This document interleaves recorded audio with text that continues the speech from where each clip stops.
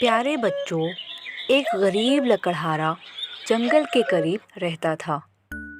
وہ روز جنگل میں جاتا، لکڑیاں کاٹتا اور اسے شہر میں لے جا کر بیچ دیتا تھا۔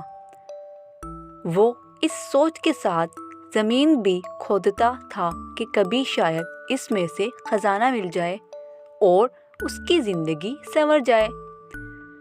اسی امید کے ساتھ وہ روزانہ اپنے ساتھ جنگل میں بیلچہ اور کلہاڑی بھی لے کر جاتا تھا۔ ایک دن خزانے کی تلاش میں زمین کھودنے لگا۔ اچانک اسے ایک بہت بڑی دیگ نظر آئی۔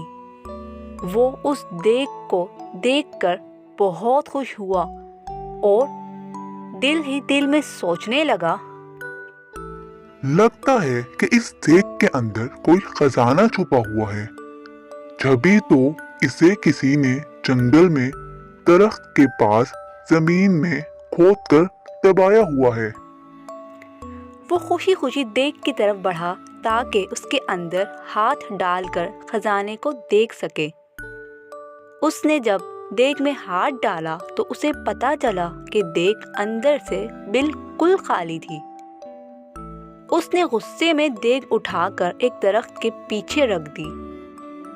کچھ دیر وہ خزانے کی تلاش میں زمین کھودتا رہا، لیکن اس کے ہاتھ کچھ نہ آیا۔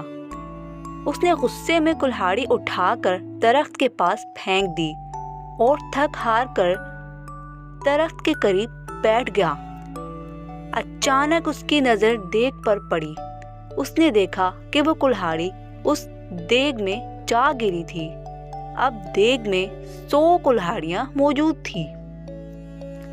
وہ ان کلہاڑیوں کو دیکھ کر بہت حیران ہوا، ساتھ ہی ساتھ یہ بھی سمجھ گیا کہ یہ دیگ کوئی عام دیگ نہیں ہے، بلکہ یہ کوئی جادوئی دیگ ہے۔ جبھی تو اس کی ایک کلہاڑی 100 میں تبدیل ہو گئی تھی۔ وہ خوشی خوشی اس دیگ کو اٹھا کر گھر لے آیا۔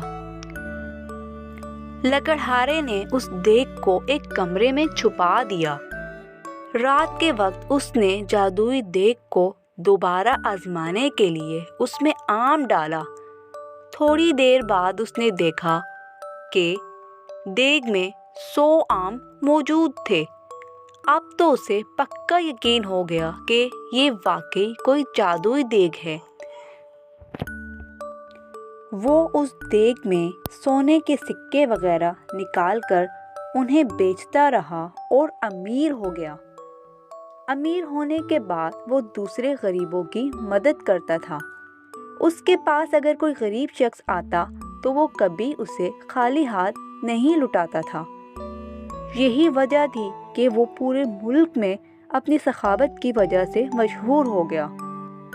اس کے اچانک امیر ہو جانے اور جادوئی دیگ کی کہانی ہر جگہ پھیل گئی۔ اس ملک کے بادشاہ کے پاس بھی جادوئی دیگ کی خبر جا پہنچی۔ بادشاہ بہت لالچی تھا۔ اس کے پاس اپنا بہت سارا خزانہ موجود تھا۔ اس کے باوجود اسے مزید خزانے کی ہوس تھی۔ اس نے سوچا کہ یہ دیگ اگر اسے مل جائے تو اس کے خزانے میں مزید اضافہ ہو جائے گا۔ اس سوچ کے ساتھ بادشاہ نے حکم دیا کہ لکڑہارے اور اس دیگ کو محل میں لایا جائے۔ خادم گئے اور بادشاہ کے حکم کی تعمیل کی اور لکڑہارے کو دیگ سمیت پکڑ کر محل میں لے آئے۔ لکڑہارے سے بادشاہ نے وہ دیگ لے لی اور اس کا معائنہ کرنے لگا۔ اچانک وہ اپنے قدم نہ سنبھال سکا اور اس کا پاؤں دیگ میں جا پڑا۔ اب جادوئی دیگ کی وجہ سے 100 بادشاہ نکل آئے۔ ایک جیسے 100 بادشاہ میں ایک اصلی بادشاہ تھا، باقی جادوئی تھے۔ وہ سب کے سب دیگ حاصل کرنے کے لیے ایک دوسرے سے لڑنے لگے۔ یوں سب نے جادوئی دیگ کے لالچ میں ایک دوسرے کو قتل کر دیا۔ یوں لالچ کی وجہ سے اصلی بادشاہ خود بھی زندہ نہ رہا۔ لکڑہارے نے خاموشی سے اپنی جادوئی دیگ اٹھائی اور اسے لے کر اپنے گھر چل دیا۔